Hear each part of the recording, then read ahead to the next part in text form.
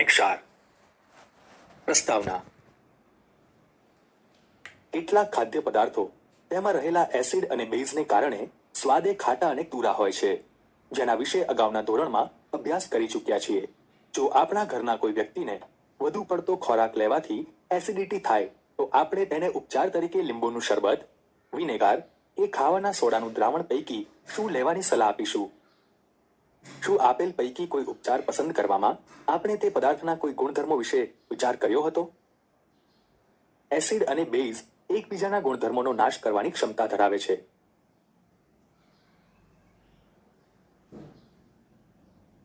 આ જ્ઞાનનો આપણે ચોક્કસ ઉપયોગ કરવો જોઈએ. કોઈ પણ ખાટા અને તુરા પદાર્થોની પરખ તેમને ચાખ્યા વગર કેવી રીતે કરી શકાય તે યાદ કરીએ. આપણે જાણીએ છીએ કે એસિડ સ્વાદે ખાટા હોય છે અને વાદળી લિટમસને લાલ બનાવે છે, જ્યારે બેઝ સ્વાદે તુરા હોય છે અને લાલ લિટમસને વાદળી રંગમાં ફેરવે છે. લિટમસ એક કુદરતી સૂચક છે. હળદર પણ એવો જ સૂચક છે. આપણે ક્યારેય અવલોકન કર્યું છે કે જ્યારે કઢીના ટીપા સફેદ કપડા પર પડે ત્યારે તેના ડાઘને સાબુ કે જે સ્વભાવે બેઝ છે તેનાથી ઘસતા એટલે કે રગડવાથી તે ડાઘ લાલાશ પડતો કથ્થાઈ બને છે. આ જ ડાઘવાળા કપડાને વધુ પડતા પાણીથી ધોવામાં આવે ત્યારે તે ડાઘ ફરીથી પીળા રંગમાં ફેરવાઈ જાય છે. આપણે એસિડ અને બેઝની કસોટી કરવા માટે કેટલાક સંશ્લેષિત સૂચક જેવા કે મિથાઇલ ઓરેન્જ અને ફિનોલ્ફથેલિનનો પણ ઉપયોગ કરી શકીએ છીએ. આ પ્રકરણમાં આપણે એસિડ અને બેઝની પ્રક્રિયાઓનો અભ્યાસ કરીશું કે કેવી રીતે એસિડ અને બેઝ એકબીજાની અસરને દૂર કરે છે, તેમજ રોજિંદા જીવનમાં ઉપયોગી એવી કેટલીક રસપ્રદ બાબતોનો પણ અભ્યાસ કરીશું. શું તમે જાણો છો, લિટમસનું દ્રાવણ એ જાંબુડિયો રંગક છે કે જે લાઇકેન કે જે થેલોફાઇટા વર્ગ સાથે સંબંધ ધરાવતો છોડ છે તેમાંથી નિષ્કર્ષિત કરવામાં આવે છે અને સામાન્ય રીતે સૂચક તરીકે ઉપયોગી છે. જ્યારે લિટમસનું દ્રાવણ એસિડિક કે બેઝિક ના હોય ત્યારે તેનો રંગ જાંબુડિયો હોય છે. ઘણા અન્ય કુદરતી પદાર્થો જેવા કે લાલ કોબીજના પાન, હળદર, અમુક ફૂલો જેવા કે હાઇડ્રાન્જિયા, પેટુનિયા અને જેરાનિયમની રંગીન પાંખડીઓનો સૂચક તરીકે ઉપયોગ કરીને દ્રાવણમાં એસિડ અથવા બેઝની હાજરી જાણી શકાય છે. આ બધા પદાર્થોને એસિડ બેઝ સૂચક અથવા કેટલીક વખત માત્ર સૂચક કહે છે. પ્રવૃત્તિ. પદાર્થોની પરખ માટે પોતાનો સૂચક બનાવવો. એક ખલમાં કંદમૂળને લઈ સારી રીતે પીસો. તેમાંથી અર્ક મેળવવા માટે પૂરતી માત્રામાં પાણી ઉમેરો. આ અર્કને ફિલ્ટર પેપર અથવા સુતરાઉ કપડા વડે ગાળીને એકત્ર કરો. કસનળી સ્ટેન્ડમાં 4 કસનળી ગોઠવો અને તેમને A, B, C, D સંકેત લગાવો. ચારેય કસનળીમાં અનુક્રમે લીંબુના રસનું દ્રાવણ, સોડાનું પાણી, વિનેગર અને બેકિંગ સોડાનું દ્રાવણ એમ દરેકના 2 મિલી ઉમેરો. દરેક કસનળીમાં કંદમૂળ અર્કના 2-3 ટીપા મૂકો અને જો રંગમાં કોઈ ફેરફાર થાય તો તે નોંધો. આ ઉપરાંત અન્ય કુદરતી સામગ્રી જેવી કે લાલ કોબીજના પાંદડાનો અર્ક, પેટુનિયા જેવા ફૂલોના રંગીન પાંદડા, હાઇડ્રેન્જિયા અને જેરાનિયમનો ઉપયોગ કરીને સૂચકો તૈયાર કરી શકાય છે. એસિડ એ બેઝ સાથે, ધાતુ ઓક્સાઇડ સાથે, ધાતુ કાર્બોનેટ અથવા ધાતુ હાઇડ્રોજન કાર્બોનેટ સાથે પ્રક્રિયા આપે છે. તે જ રીતે બેઝ એસિડ સાથે, અધાતુ ઓક્સાઇડ સાથે, ધાતુ સાથે પ્રક્રિયા આપે છે. પ્રયોગશાળામાં એસિડ અને બેઝ. પ્રવૃત્તિ. સૂચકની મદદથી એસિડ બેઝની પરખ કરવી. વિજ્ઞાન પ્રયોગશાળામાંથી હાઇડ્રોક્લોરિક એસિડ એટલે કે HCl, સલ્ફ્યુરિક એસિડ એટલે કે H2SO4, નાઇટ્રિક એસિડ એટલે કે HNO3, એસિટિક એસિડ એટલે કે CH3COOH, સોડિયમ હાઇડ્રોક્સાઇડ એટલે કે NaOH, કેલ્શિયમ હાઇડ્રોક્સાઇડ એટલે કે CaOH2, પોટેશિયમ હાઇડ્રોક્સાઇડ એટલે કે KOH, મેગ્નેશિયમ હાઇડ્રોક્સાઇડ એટલે કે MgOH2 અને એમોનિયમ હાઇડ્રોક્સાઇડ એટલે કે NH4OH ના દ્રાવણના નમૂના એકઠા કરો. આપેલ દ્રાવણના નમૂનામાંથી ડ્રોપરની મદદ વડે એક એક ટીપું વોચ ગ્લાસમાં લો અને કોષ્ટકમાં દર્શાવેલા સૂચકના દ્રાવણો જેવા કે લાલ લિટમસ, વાદળી લિટમસ, ફિનોફથેલિન અને મિથાઇલ ઓરેન્જના એક ટીપા વડે કસોટી કરો અને દરેક કસોટીના અવલોકન એટલે કે રંગ પરિવર્તનની નોંધ કરો. હાઇડ્રોક્લોરિક એસિડના દ્રાવણનું ટીપું લાલ લિટમસના દ્રાવણ અને ફિનોફથેલિનના દ્રાવણ સાથે કોઈ રંગ પરિવર્તન બતાવતું નથી, જ્યારે વાદળી લિટમસના દ્રાવણ અને મિથાઇલ ઓરેન્જના દ્રાવણ સાથે અનુક્રમે લાલ અને નારંગી રંગ આપે છે. સલ્ફ્યુરિક એસિડના દ્રાવણનું ટીપું લાલ લિટમસના દ્રાવણ અને ફિનોફથેલિનના દ્રાવણ સાથે કોઈ રંગ પરિવર્તન બતાવતું નથી, જ્યારે વાદળી લિટમસના દ્રાવણ અને મિથાઇલ ઓરેન્જના દ્રાવણ સાથે અનુક્રમે લાલ અને નારંગી રંગ આપે છે. નાઇટ્રિક એસિડના દ્રાવણનું ટીપું લાલ લિટમસના દ્રાવણ અને ફિનોફથેલિનના દ્રાવણ સાથે કોઈ રંગ પરિવર્તન બતાવતું નથી, જ્યારે વાદળી લિટમસના દ્રાવણ અને મિથાઇલ ઓરેન્જના દ્રાવણ સાથે અનુક્રમે લાલ અને નારંગી રંગ આપે છે. એસિટિક એસિડના દ્રાવણનું ટીપું લાલ લિટમસના દ્રાવણ અને ફિનોફથેલિનના દ્રાવણ સાથે કોઈ રંગ પરિવર્તન બતાવતું નથી, જ્યારે વાદળી લિટમસના દ્રાવણ અને મિથાઇલ ઓરેન્જના દ્રાવણ સાથે અનુક્રમે લાલ અને નારંગી રંગ આપે છે. સોડિયમ હાઇડ્રોક્સાઇડના દ્રાવણનું ટીપું લાલ લિટમસના દ્રાવણ અને ફિનોફથેલિનના દ્રાવણ સાથે અનુક્રમે વાદળી અને ગુલાબી રંગ આપે છે, જ્યારે વાદળી લિટમસના દ્રાવણ સાથે કોઈ રંગ પરિવર્તન બતાવતું નથી અને મિથાઇલ ઓરેન્જના દ્રાવણ સાથે પીળો રંગ આપે છે. કેલ્શિયમ હાઇડ્રોક્સાઇડ દ્રાવણનું ટીપું લાલ લિટમસના દ્રાવણ અને ફિનોફથેલિનના દ્રાવણ સાથે અનુક્રમે વાદળી અને ગુલાબી રંગ આપે છે, જ્યારે વાદળી લિટમસના દ્રાવણ સાથે કોઈ રંગ પરિવર્તન બતાવતું નથી અને મિથાઇલ ઓરેન્જના દ્રાવણ સાથે પીળો રંગ આપે છે. પોટેશિયમ હાઇડ્રોક્સાઇડના દ્રાવણનું ટીપું લાલ લિટમસના દ્રાવણ અને ફિનોફથેલિનના દ્રાવણ સાથે અનુક્રમે વાદળી અને ગુલાબી રંગ આપે છે, જ્યારે વાદળી લિટમસના દ્રાવણ સાથે કોઈ રંગ પરિવર્તન બતાવતું નથી અને મિથાઇલ ઓરેન્જના દ્રાવણ સાથે પીળો રંગ આપે છે. મેગ્નેશિયમ હાઇડ્રોક્સાઇડના દ્રાવણનું ટીપું લાલ લિટમસના દ્રાવણ અને ફિનોફથેલિનના દ્રાવણ સાથે અનુક્રમે વાદળી અને ગુલાબી રંગ આપે છે, જ્યારે વાદળી લિટમસના દ્રાવણ સાથે કોઈ રંગ પરિવર્તન બતાવતું નથી અને મિથાઇલ ઓરેન્જના દ્રાવણ સાથે પીળો રંગ આપે છે. એમોનિયમ હાઇડ્રોક્સાઇડના દ્રાવણનું ટીપું લાલ લિટમસના દ્રાવણ અને ફિનોફથેલિનના દ્રાવણ સાથે અનુક્રમે વાદળી અને ગુલાબી રંગ આપે છે, જ્યારે વાદળી લિટમસના દ્રાવણ સાથે કોઈ રંગ પરિવર્તન બતાવતું નથી અને મિથાઇલ ઓરેન્જના દ્રાવણ સાથે પીળો રંગ આપે છે. આ પ્રવૃત્તિ સૂચવે છે કે સૂચકોના રંગ પરિવર્તન ઉપરથી આપેલ પદાર્થ એસિડ છે કે બેઝ તે જાણી શકાય છે. કેટલાક પદાર્થોની વાસમાં પણ એસિડિક અને બેઝિક માધ્યમમાં ફેરફાર જોવા મળે છે. આવા પદાર્થો સૂચકો તરીકે ઓળખવામાં આવે છે. આવા કેટલાક સૂચકોનો અભ્યાસ કરવા એક પ્રવૃત્તિ કરીએ. પ્રવૃત્તિ: પદાર્થની વાસમાં થતા પરિવર્તન ઉપરથી એસિડ અને બેઝની પરખ કરવી. સારી રીતે સમારેલી કેટલીક ડુંગળીને પ્લાસ્ટિકની થેલીમાં કાપડના કેટલાક ટુકડા એટલે કે સ્વચ્છ પટ્ટી સાથે મૂકો. થેલી મજબૂત રીતે બાંધી દો અને તેને ફ્રીજમાં એક રાત માટે મૂકી રાખો.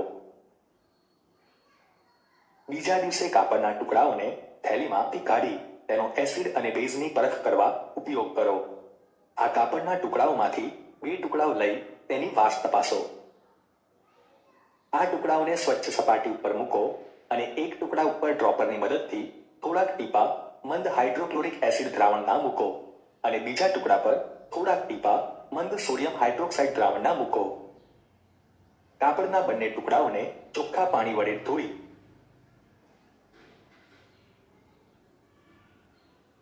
ફરીથી તેની વાસ તપાસો. અવલોકનોની નોંધ કરો. હવે મંદ વેનિલા એસેન્સ અને લવિંગનું તેલ લો અને તેની સુવાસ તપાસો. એક કસનળીમાં થોડું મંદ હાઇડ્રોક્લોરિક એસિડનું દ્રાવણ લો અને બીજી કસનળીમાં મંદ સોડિયમ હાઇડ્રોક્સાઇડનું દ્રાવણ લો. બંને કસનળીઓમાં થોડા ટીપા મંદ વેનિલા અર્ક એટલે કે એસેન્સના નાખો અને બરાબર હલાવો અને ફરીથી વાસ તપાસો. વાસમાં થતો ફેરફાર નોંધો. આ જ રીતે મંદ હાઇડ્રોક્લોરિક એસિડ અને મંદ સોડિયમ હાઇડ્રોક્સાઇડના દ્રાવણવાળી બીજી બે કસનળીઓમાં લવિંગના તેલના ટીપા ઉમેરી હલાવો.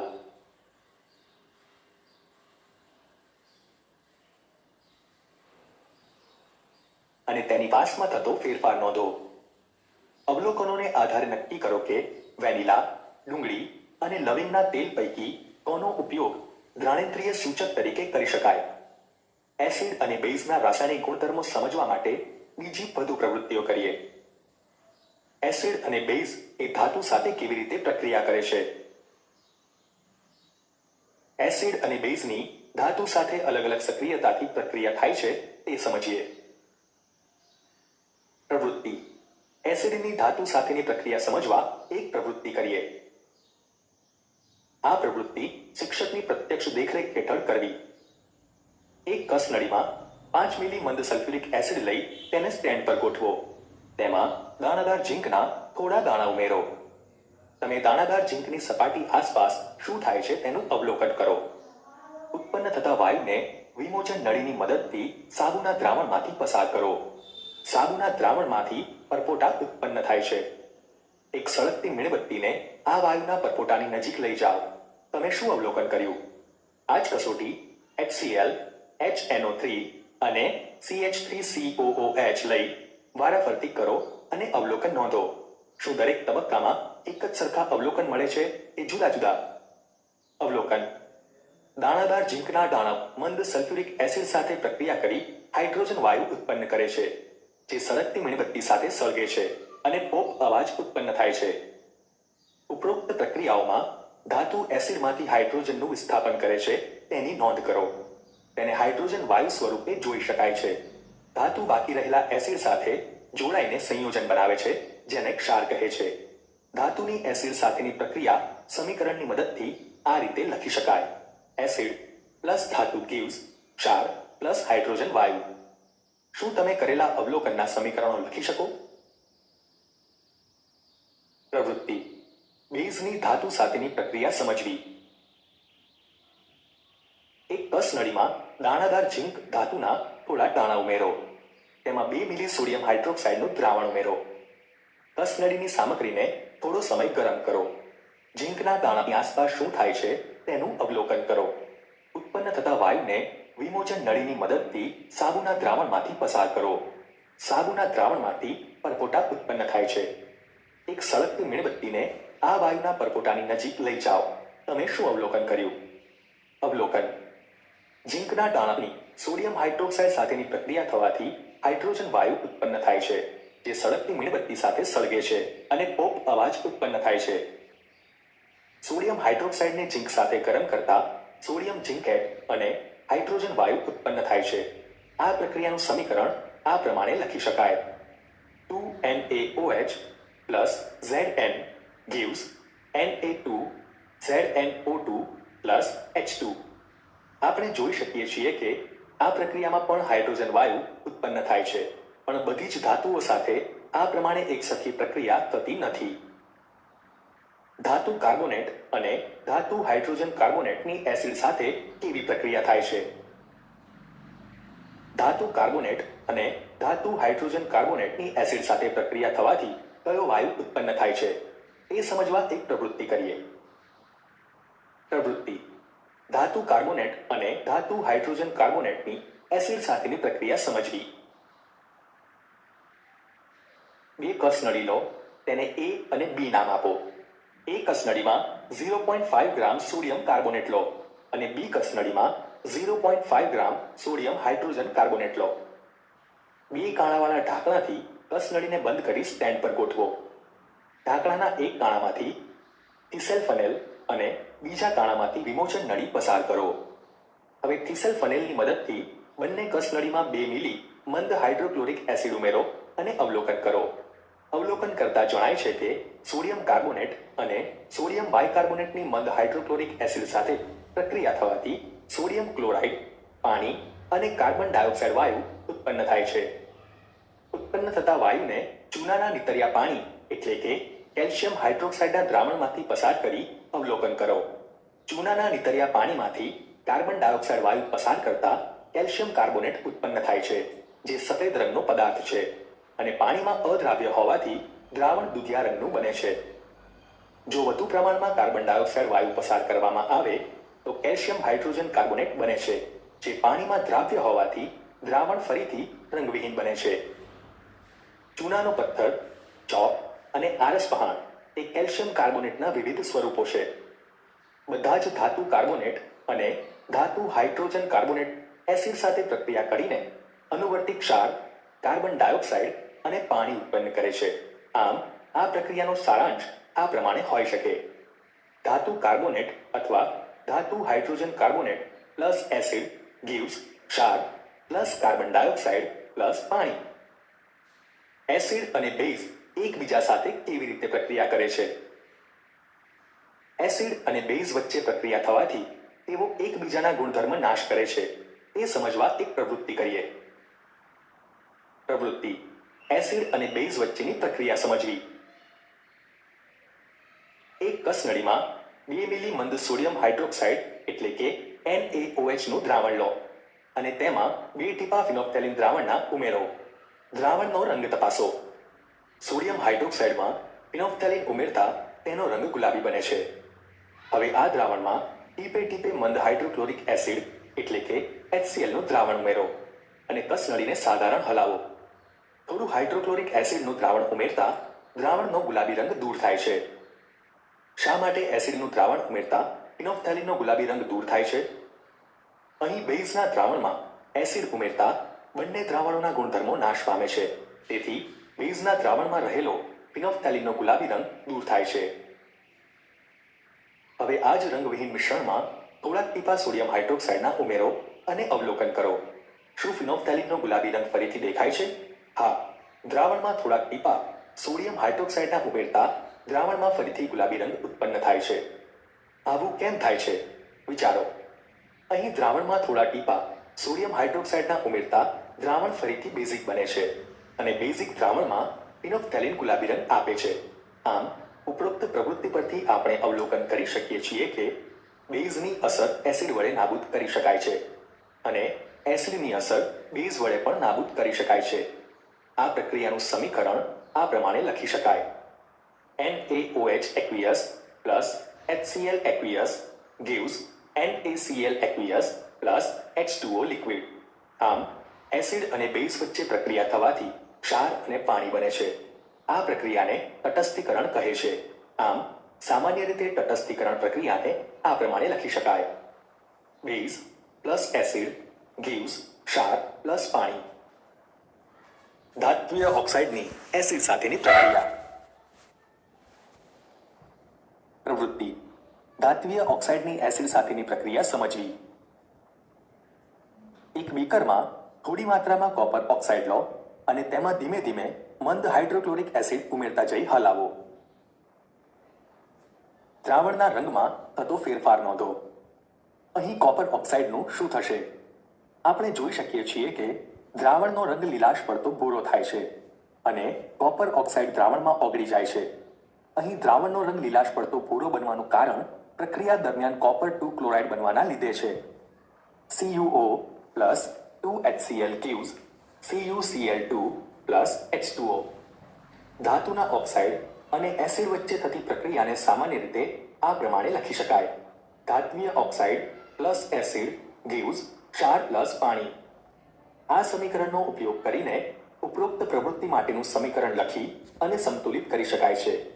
અહીં ધાત્વિય ઓક્સાઇડ એ એસિડ સાથે પ્રક્રિયા કરી ક્ષાર અને પાણી બનાવે છે.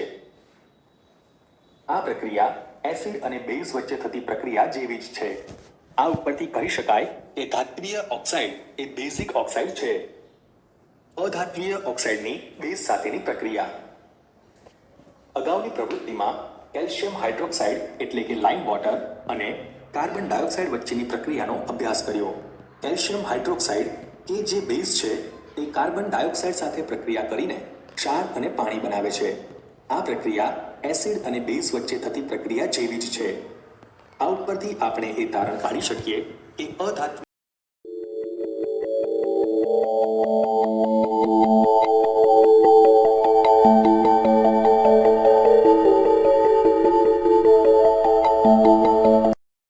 એસિડિક પ્રકૃતિ ધરાવે છે. જાણીએ છીએ કે બધા જ એસિડ સમાન પ્રકારની રાસાયણિક પ્રક્રિયાઓ આપે છે. કયા કારણોસર તેઓ સમાન પ્રકારના ગુણધર્મો ધરાવે છે? આપણે અગાઉની પ્રવૃત્તિમાં અભ્યાસ કર્યો કે ધાતુની એસિડ સાથેની પ્રક્રિયાથી હાઇડ્રોજન વાયુ ઉત્પન્ન થાય છે. એટલે કે બધા જ એસિડમાં સામાન્ય ઘટક હાઇડ્રોજન રહેલો છે. હાઇડ્રોજન ધરાવતા બધા જ સંયોજનો એસિડિક ગુણધર્મ ધરાવે છે કે કેમ તે તપાસવા ચાલો આપણે એક પ્રવૃત્તિ કરીએ. પ્રવૃત્તિ: એસિડિક સંયોજનોમાં રહેલા સામાન્ય ઘટકનો અભ્યાસ કરવો. ગ્લુકોઝ, આલ્કોહોલ, હાઇડ્રોક્લોરિક એસિડ અને સલ્ફ્યુરિક એસિડ વગેરેના દ્રાવણ લો. એક રબરના બુચ ઉપર 2 ખીલ્લીઓ લગાડી તેને 100 મિલીલીટરના બીકરમાં મૂકો. હવે આ બુચ ઉપરની 2 ખીલ્લીઓને 6 વોલ્ટની બેટરી, બલ્બ અને સ્વિચ સાથે વીજકોષના 2 છેડા સાથે જોડો. હવે થોડીક માત્રામાં મંદ હાઇડ્રોક્લોરિક એસિડ બીકરમાં રેડો અને વીજ પ્રવાહ પસાર કરો. શું થાય છે તેનું અવલોકન નોંધો. આ જ પ્રવૃત્તિ હાઇડ્રોક્લોરિક એસિડની જગ્યાએ સલ્ફ્યુરિક એસિડ લઈ પુનરાવર્તન કરો અને અવલોકન નોંધો. સ્વતંત્ર રીતે ગ્લુકોઝ અને આલ્કોહોલના દ્રાવણ સાથે પ્રયોગનું પુનરાવર્તન કરો અને અવલોકન નોંધો. શું દરેક કિસ્સામાં બલ્બ પ્રકાશિત થાય છે? જ્યારે દ્રાવણ તરીકે બીકરમાં એસિડ લેવામાં આવે છે ત્યારે બલ્બ પ્રકાશિત થાય છે. પણ જ્યારે બીકરમાં ગ્લુકોઝ અને આલ્કોહોલનું દ્રાવણ લેવામાં આવે ત્યારે બલ્બ પ્રકાશિત થતો નથી. એસિડના દ્રાવણમાં બલ્બ પ્રકાશિત થાય છે, જે સૂચવે છે કે દ્રાવણમાંથી વીજ પ્રવાહ પસાર થાય છે. દ્રાવણમાં વિદ્યુત પ્રવાહનું વહન આયનો દ્વારા થાય છે.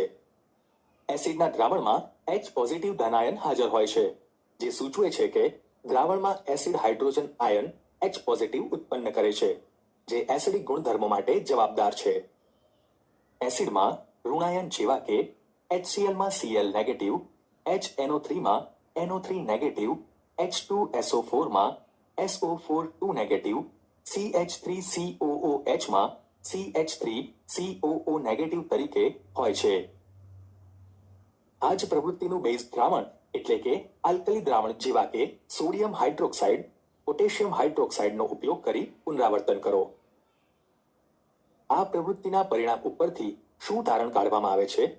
આ પ્રવૃત્તિ ઉપરથી કહી શકાય કે એસિડના ગુણધર્મો માટે તેમાં રહેલા H પોઝિટિવ જવાબદાર છે, જ્યારે બેઝના ગુણધર્મો માટે તેમાં રહેલા OH નેગેટિવ એટલે કે હાઇડ્રોક્સાઇડ આયન જવાબદાર છે. એસિડ અથવા બેઝનું પાણીના દ્રાવણમાં શું થાય છે? પ્રવૃત્તિ: શું એસિડ માત્ર જલીય દ્રાવણમાં જ આયન ઉત્પન્ન કરે છે? ચાલો આપણે તેનું પરીક્ષણ કરીએ. એક શુદ્ધ અને સૂકી કસનળીમાં 1 ગ્રામ ઘન સોડિયમ ક્લોરાઇડ એટલે કે NaCl લો. કસનળીમાં સાવધાનીપૂર્વક સાંદ્ર સલ્ફ્યુરિક એસિડના થોડા ટીપા ઉમેરો. કસનળીને એક કાણાવાળા બુચથી ઢાંકી દો. બુચના કાણામાંથી એક વિમોચન નળી પસાર કરો. શું અવલોકન કર્યું? શું વિમોચન નળીમાંથી વાયુ બહાર નીકળી રહ્યો છે? જો વિમોચન નળીમાંથી વાયુ બહાર આવતો હોય તો એક સૂકા અને ભીના ભૂરા લિટમસ પત્રથી વારાફરતી આ વાયુની પરખ કરો. કયા કિસ્સામાં લિટમસ પત્રનો રંગ બદલાય છે તેની નોંધ કરો. આ કસોટી ઉપરથી શુષ્ક HCl વાયુ અને HCl દ્રાવણના એસિડિક સ્વભાવ વિશે તમે શું અનુમાન કરો છો?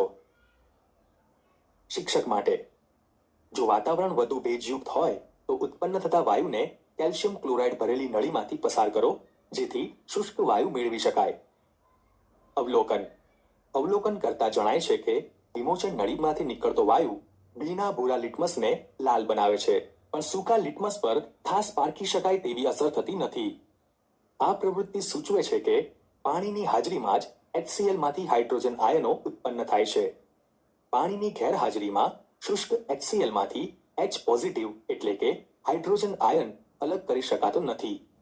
HCl plus H2O gives H3O positive plus Cl negative.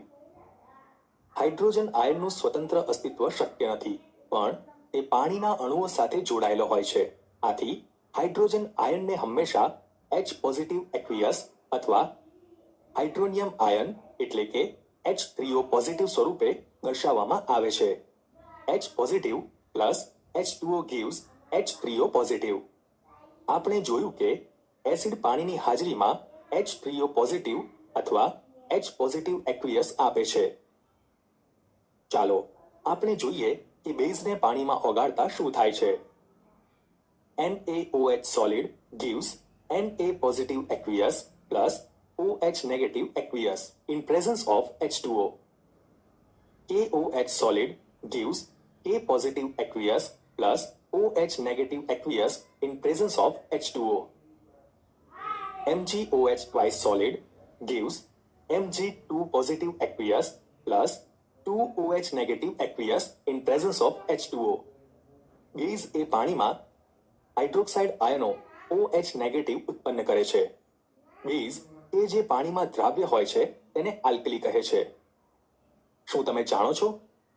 તમામ બેઝ પાણીમાં દ્રાવ્ય થતા નથી. આલ્કલી એવો બેઝ છે કે જે પાણીમાં દ્રાવ્ય થાય છે. એ સ્પર્શે સાબુ જેવા ચીકણા, સ્વાદે તુરા અને ખવાઈ જાય તેવા ક્ષારીય હોય છે. આલ્કલી શરીર ઉપર હાનિકારક અસર ઉપજાવી શકે છે, તેથી તેને જીભ વડે ચાખવા નહીં અને સ્પર્શ પણ ન કરવા. સોડિયમ હાઇડ્રોક્સાઇડ, મેગ્નેશિયમ હાઇડ્રોક્સાઇડ અને એમોનિયમ હાઇડ્રોક્સાઇડ પાણીમાં દ્રાવ્ય હોવાથી તેને આલ્કલી કહે છે. આપણે જાણી શક્યા કે બધા જ એસિડ જલીય દ્રાવણમાં H પોઝિટિવ ઉત્પન્ન કરે છે અને બધા જ બેઝ જલીય દ્રાવણમાં OH નેગેટિવ ઉત્પન્ન કરે છે.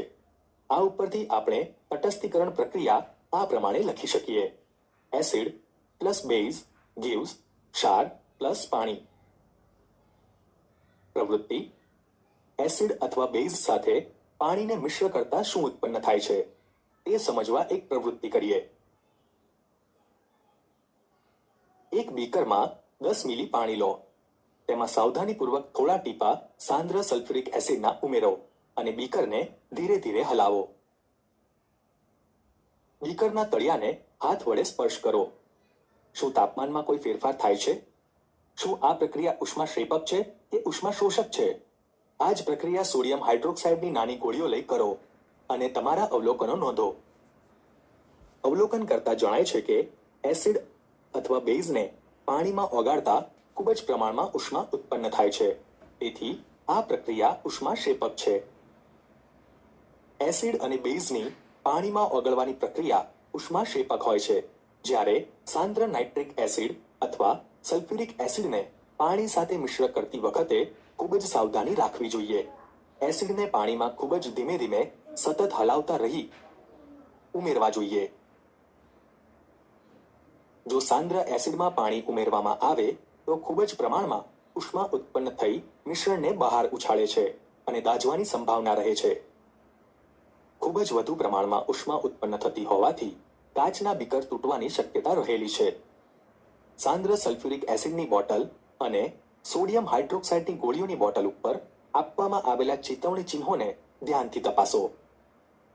એસિડ અથવા બેઝને પાણી સાથે મિશ્ર કરતા તેના પ્રતિ એકમ કદ દીઠ H3O પોઝિટિવ અથવા OH નેગેટિવની સાંદ્રતામાં ઘટાડો થાય છે. આ પ્રક્રિયાને મંદન તરીકે ઓળખવામાં આવે છે અને આ એસિડ કે બેઝને મંદ તરીકે ઓળખવામાં આવે છે. ભાગમાં આપણે વિવિધ પ્રક્રિયાઓ દરમિયાન ક્ષારનું નિર્માણ જોયું છે. ચાલો આપણે ક્ષારોની બનાવટ, ગુણધર્મો અને ઉપયોગ વિશે વધુ સમજીએ. ક્ષાર પરિવાર. પ્રવૃત્તિ: આપેલા ક્ષારોના અણુસૂત્ર લખીએ. 1. Potassium sulphate K2SO4. Potassium sulphate એ પોટેશિયમ હાઇડ્રોક્સાઇડ અને સલ્ફ્યુરિક એસિડ વચ્ચે પ્રક્રિયા થવાથી બને છે. 2KOH plus H2SO4 gives K2SO4 plus 2H2O. 2. Sodium sulphate Na2SO4. Sodium sulphate એ સોડિયમ હાઇડ્રોક્સાઇડ અને સલ્ફ્યુરિક એસિડ વચ્ચે પ્રક્રિયા થવાથી બને છે. 2NaOH plus H2SO4 gives Na2SO4 plus 2H2O. 3. Calcium sulphate CaSO4. Calcium sulphate એ કેલ્શિયમ હાઇડ્રોક્સાઇડ બેઝ અને sulphuric acid વચ્ચે પ્રક્રિયા થવાથી બને છે. CaOH twice plus H2SO4 gives CaSO4 plus 2H2O.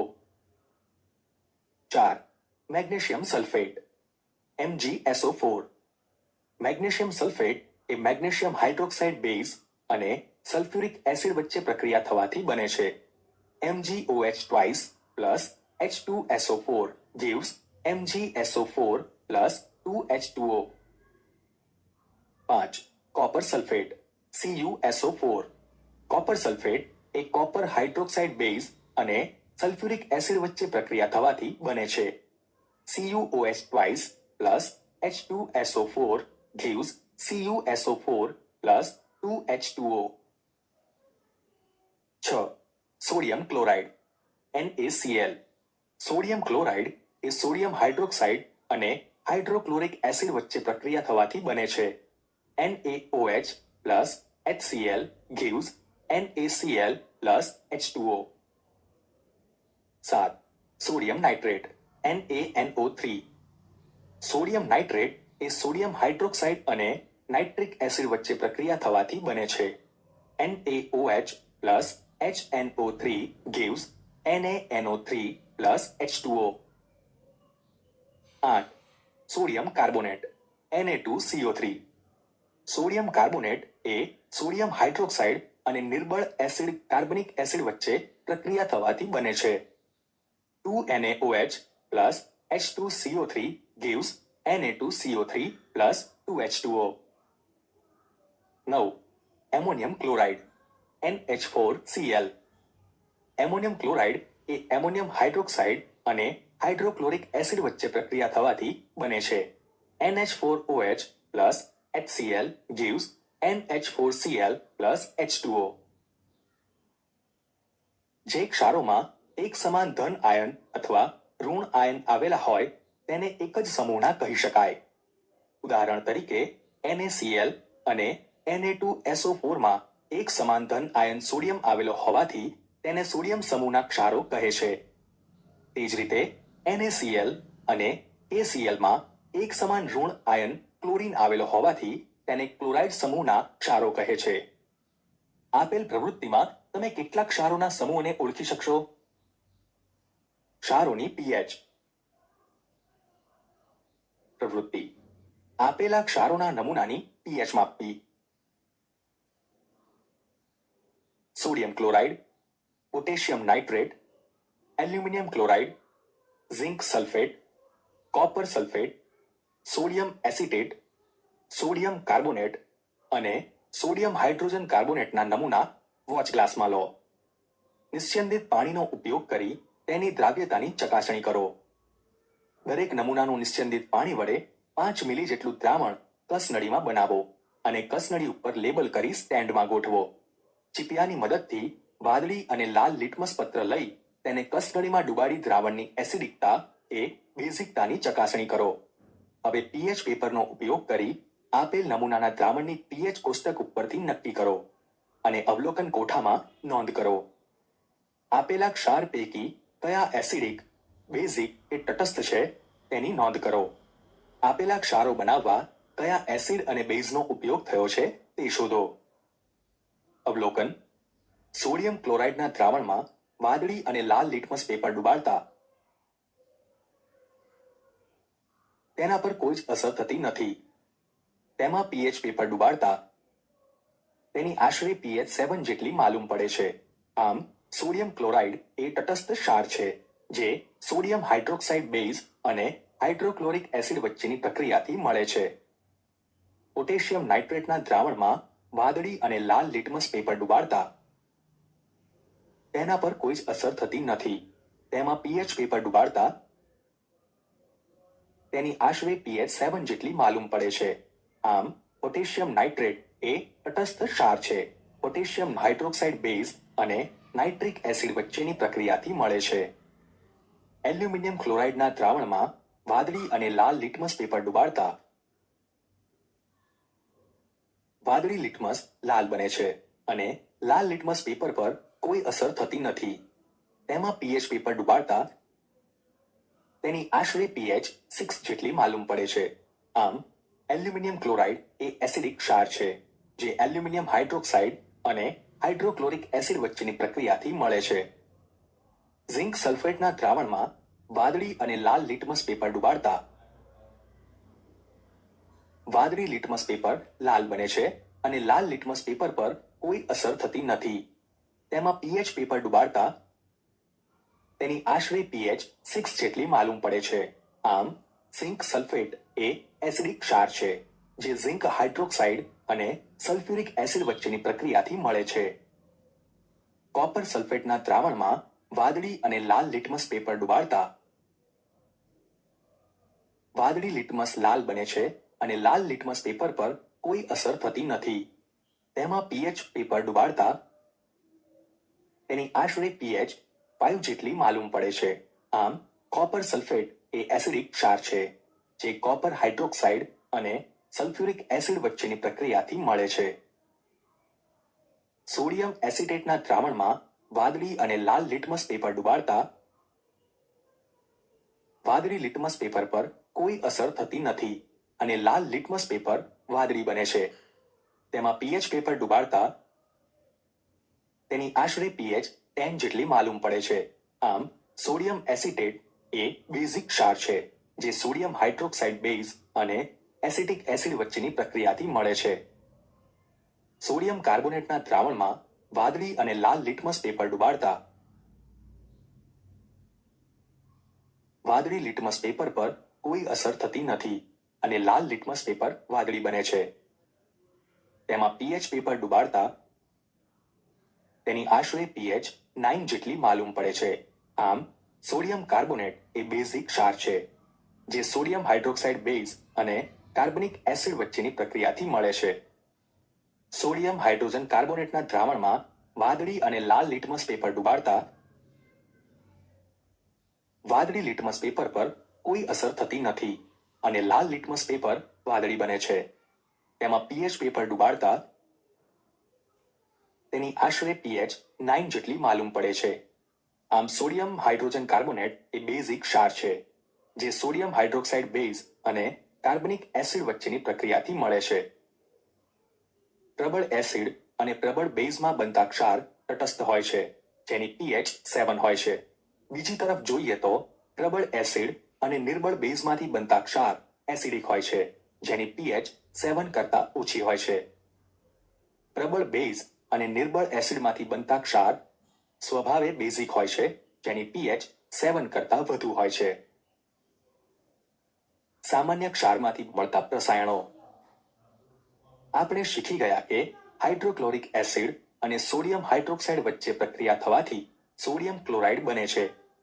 આ એ જ ક્ષાર છે જેનો ઉપયોગ આપણે ખોરાકમાં કરીએ છીએ. અગાઉની પ્રવૃત્તિમાં આપણે જોઈ ગયા કે સોડિયમ ક્લોરાઇડ એક તટસ્થ ક્ષાર છે. દરિયાના પાણીમાં ઘણા ક્ષારો ઓગળેલા હોય છે. સોડિયમ ક્લોરાઇડ આ ક્ષારોમાંથી અલગ પાડવામાં આવે છે. વિશ્વના ઘણા વિસ્તારોમાં ઘન ક્ષારોના ભંડાર મળી આવે છે. આ મોટા સ્ફટિકો અશુદ્ધિના કારણે ઘણીવાર બદામી રંગના જોવા મળે છે.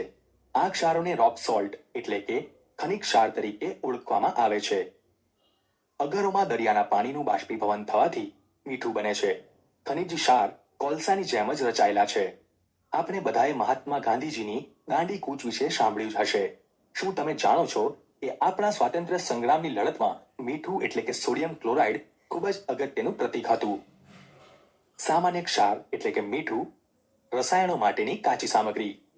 સામાન્ય ક્ષાર એટલે કે મીઠું રોજબરોજના ઉપયોગમાં લેવામાં આવે તેવા રસાયણો જેવા કે સોડિયમ હાઇડ્રોક્સાઇડ, ધોવાનો સોડા, ખાવાના સોડા, બ્લીચિંગ પાવડર અને બીજા ઘણા રસાયણો બનાવવાની કાચી સામગ્રી તરીકે ખૂબ જ અગત્યતા ધરાવે છે. આપણે જાણીએ છીએ કે આ એક જ પદાર્થનો ઉપયોગ જુદા જુદા પદાર્થોને બનાવવામાં કેવી રીતે થાય છે તેનો અભ્યાસ કરીએ. Sodium hydroxide. સોડિયમ ક્લોરાઇડનું જલીય દ્રાવણ કે જે બ્રાઇન એટલે કે લવણ જળ તરીકે ઓળખાય છે. તેમાંથી વિદ્યુત પ્રવાહ પસાર કરવામાં આવે ત્યારે તેનું વિઘટન થઈ સોડિયમ હાઇડ્રોક્સાઇડ બને છે. આ પદ્ધતિને ક્લોર આલ્કલી પદ્ધતિ કહે છે કારણ કે આ પ્રક્રિયામાં ક્લોર એટલે કે ક્લોરીન અને આલ્કલી એટલે કે સોડિયમ હાઇડ્રોક્સાઇડ તરીકે લેવામાં આવે છે. 2NaCl aqueous plus 2H2O liquid gives 2NaOH aqueous plus Cl2 gas plus H2 gas. Anode પાસે ક્લોરીન વાયુ મુક્ત થાય છે અને કેથોડ પાસે હાઇડ્રોજન વાયુ મુક્ત થાય છે. જ્યારે દ્રાવણમાં કેથોડ પાસે સોડિયમ હાઇડ્રોક્સાઇડનું દ્રાવણ બને છે. આ પ્રક્રિયામાં ઉત્પન્ન થતી ત્રણેય નિપજો ખૂબ જ ઉપયોગી છે. આપેલ રેખાચિત્ર ત્રણેય નિપજોના ઉપયોગની માહિતી આપે છે. કેથોડ પર મળતો હાઇડ્રોજન વાયુ બળતણ તરીકે, માર્ગેરીન બનાવવા, ખાતરો માટે એમોનિયા બનાવવા માટે ઉપયોગી છે. એનોડ પર મળતો ક્લોરીન વાયુ પાણીના શુદ્ધિકરણમાં, સ્નાનાગરોમાં, પીવીસી બનાવવા, સંક્રમણ હારકો CFCs અને કીટનાશકો બનાવવા માટે ઉપયોગી છે. NaOH નો ઉપયોગ ધાતુઓ પરથી ગ્રીસ દૂર કરવા, સાબુ અને પ્રક્ષાલકો બનાવવા, કાગળ બનાવવા માટેના કૃત્રિમ રેસાઓ બનાવવા માટે ઉપયોગી છે.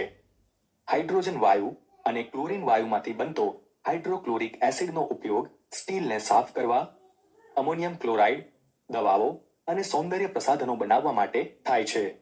ક્લોરીન વાયુ અને સોડિયમ હાઇડ્રોક્સાઇડમાંથી બનતો વિરંજનનો ઉપયોગ ઘર વપરાશના સાધનોની સફાઈ કરવામાં અને વસ્ત્રો અને રેસાની સાફ સફાઈ કરવામાં થાય છે. વિરંજન પાવડર એટલે કે bleaching powder CaOCl2.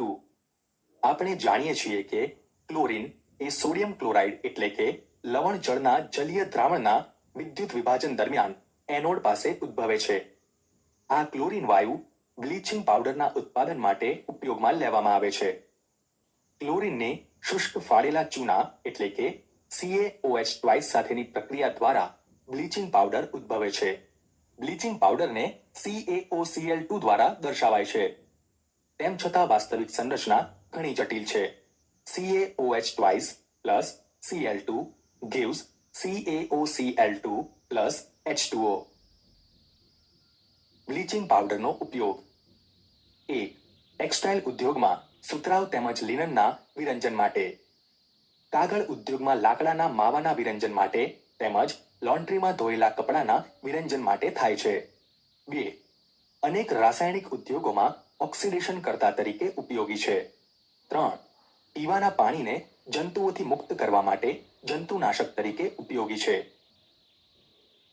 Baking soda, sodium hydrogen carbonate NaHCO3. રસોઈ ઘરમાં સામાન્ય રીતે સ્વાદિષ્ટ ક્રિસ્પી પકોડા કે ખમણ બનાવવા માટે ઉપયોગી સોડા એટલે બેકિંગ સોડા કેટલીકવાર ઝડપી ખોરાક રાંધવા માટે તે ઉમેરવામાં આવે છે. સંયોજનનું રાસાયણિક નામ સોડિયમ હાઇડ્રોજન કાર્બોનેટ છે. તે કાચી સામગ્રીઓ પૈકીના એક સોડિયમ ક્લોરાઇડના ઉપયોગથી ઉદ્ભવે છે. NaCl plus H2O plus CO2 plus NH3 gives NH4Cl plus NaHCO3. શું અગાઉ આપણે સોડિયમ હાઇડ્રોજન કાર્બોનેટની pHની ચકાસણી પ્રવૃત્તિમાં કરી છે? શું આપણે સંબંધ સ્થાપિત કરી શકીએ છીએ કે શા માટે તેને એસિડના તટસ્થીકરણ માટે ઉપયોગમાં લેવાય છે? તે એક મંદ બિનક્ષારીય બેઝ છે. ખોરાક રાંધતી વખતે તેને જ્યારે ગરમ કરવામાં આવે ત્યારે આ મુજબની પ્રક્રિયા શક્ય બને છે. સોડિયમ હાઇડ્રોજન કાર્બોનેટને ગરમ કરતા સોડિયમ કાર્બોનેટ પાણી અને કાર્બન ડાયોક્સાઇડ બને છે. આમ સોડિયમ હાઇડ્રોજન કાર્બોનેટ અનેક ઘરગથ્થુ ઉપયોગ ધરાવે છે. સોડિયમ હાઇડ્રોજન કાર્બોનેટના ઉપયોગો 1. બેકિંગ પાવડર કે જે બેકિંગ સોડા એટલે કે સોડિયમ હાઇડ્રોજન કાર્બોનેટ અને મંદ ખાદ્ય એસિડ જેવા કે ટાર્ટરિક એસિડનું મિશ્રણ છે તેની બનાવટમાં વપરાય છે. જ્યારે બેકિંગ પાવડરને ગરમ કરવામાં આવે અથવા પાણી સાથે મિશ્ર કરવામાં આવે ત્યારે આ પ્રમાણેની પ્રક્રિયા થાય છે.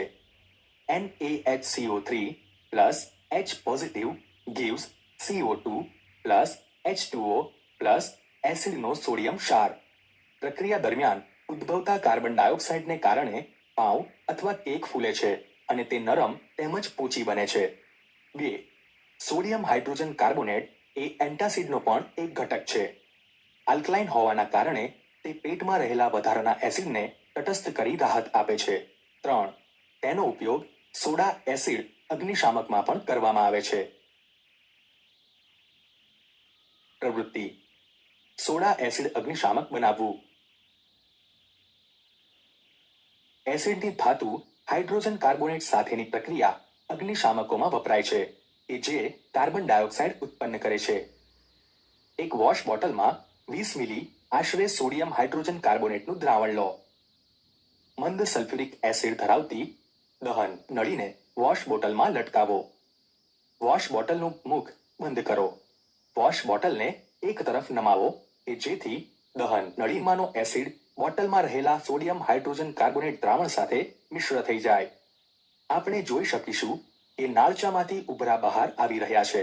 આ સ્રાવને સળગતી મીણબત્તી પર આવવા દો અને શું થાય છે તેનું અવલોકન કરો. અવલોકન કરતા જણાય છે કે નાળચામાંથી બહાર નીકળતા સ્રાવમાં કાર્બન ડાયોક્સાઇડ વાયુ છે જે સળગતી મીણબત્તીને ઉલવી નાખે છે. ધોવાનો soda sodium carbonate Na2CO3 10H2O sodium ક્લોરાઇડમાંથી પ્રાપ્ત થઈ શકતું અન્ય રસાયણ ધોવાનો સોડા છે. આપણે જાણીએ છીએ કે બેકિંગ સોડાને ગરમ કરવાથી સોડિયમ કાર્બોનેટ પ્રાપ્ત થઈ શકે છે. સોડિયમ કાર્બોનેટનું પુનઃસ્ફટિકીકરણથી ધોવાનો સોડા મળે છે. તે પણ બેઝિક ક્ષાર છે. Na2CO3 plus 10H2O gives Na2CO3 10H2O. Sodium carbonate અને સોડિયમ હાઇડ્રોજન કાર્બોનેટ અનેક ઔદ્યોગિક પદ્ધતિઓ માટે ઉપયોગી રસાયણો છે. ધોવાના સોડાનો ઉપયોગ 1. સોડિયમ કાર્બોનેટનો ઉપયોગ કાચ, સાબુ અને કાગળ ઉદ્યોગમાં થાય છે. 2. તેનો ઉપયોગ બોરેક્સ જેવા સોડિયમ સંયોજનોની બનાવટમાં થાય છે. 3. સોડિયમ કાર્બોનેટનો ઉપયોગ ઘરોમાં સફાઈના હેતુ માટે થાય છે. 4. તેનો ઉપયોગ પાણીની સ્થાયી કઠિનતા દૂર કરવા માટે થાય છે. શું ખરેખર ક્ષારના સ્ફટિક શુષ્ક હોય છે? પ્રવૃત્તિ ક્ષારના સ્ફટિકની શુષ્કતા તપાસવા એક પ્રવૃત્તિ કરીએ. એક શુષ્ક કસનળીમાં કોપર સલ્ફેટના અમુક સ્ફટિકોને ગરમ કરો. કોપર સલ્ફેટને ગરમ કર્યા બાદ તેના રંગમાં થતા ફેરફારને નોંધો. શું તમને કસનળીમાં પાણીના ટીપા દેખાય છે? ગરમ કર્યા પછીના કોપર સલ્ફેટના નમૂના પર પાણીના 2-3 ટીપા ઉમેરો અને અવલોકન કરો.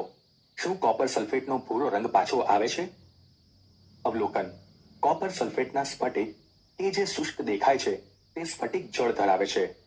જ્યારે આપણે સ્ફટિકને ગરમ કરીએ છીએ ત્યારે આ પાણી દૂર થાય છે અને ક્ષાર સફેદ બને છે.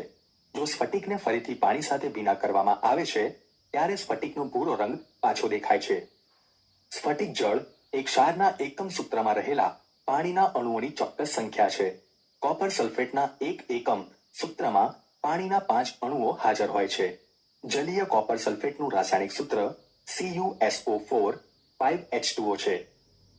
હવે આપણે એક પ્રશ્નનો સરળતાથી ઉત્તર આપી શકીશું કે Na2CO3 10H2O એ ભીનો છે કે નહીં. Na2CO3 10H2O એ સ્ફટિક જળ સાથેનો ક્ષાર છે. તેના અણુમાં 10 પાણીના અણુઓ હાજર હોવાથી સોડિયમ કાર્બોનેટ જલીય છે. અન્ય એક સ્ફટિક જળ ધરાવતો ક્ષાર જીપ્સમ છે. તે સ્ફટિક જળ સ્વરૂપે પાણીના 2 અણુઓ ધરાવે છે. તેનું સૂત્ર CaSO4 2H2O છે. પ્લાસ્ટર ઓફ પેરિસ એટલે કે calcium sulphate hemihydrate CaSO4 half H2O. જીપ્સમને 373 કેલ્વિન તાપમાને ગરમ કરતા તે પાણીના અણુઓ ગુમાવે છે અને કેલ્શિયમ સલ્ફેટ હેમિહાઇડ્રેટ એટલે કે CaSO4 હાફ H2O બને છે. તેને પ્લાસ્ટર ઓફ પેરિસ કહે છે.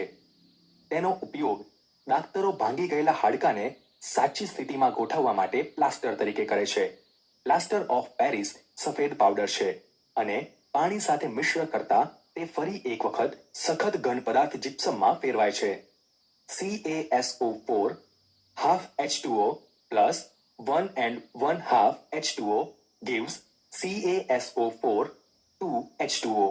પ્લાસ્ટર ઓફ પેરિસમાં પાણીનો માત્ર અડધો અણુ સ્ફટિક જળ સ્વરૂપે જોડાયેલો દર્શાવેલ છે. તેની નોંધ કરો. આપણે પાણીનો અડધો અણુ કેવી રીતે મેળવીશું?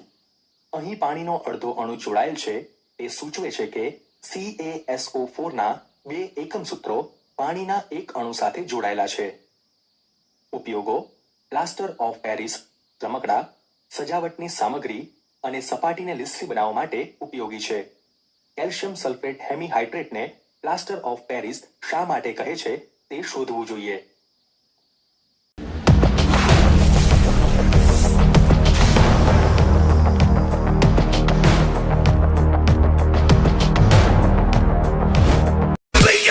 me click.